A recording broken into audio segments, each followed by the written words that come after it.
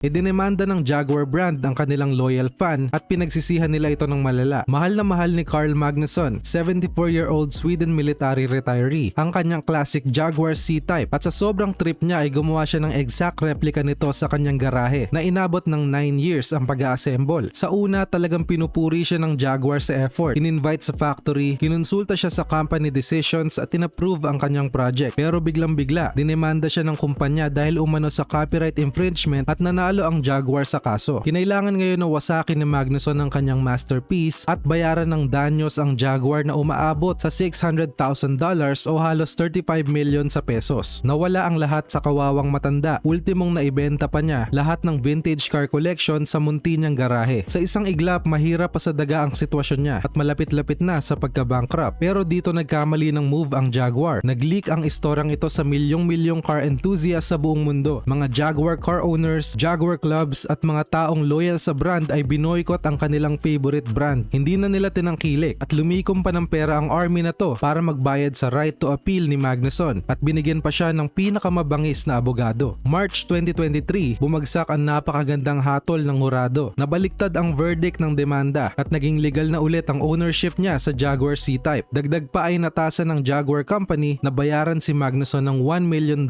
o halos 60 million sa pesos.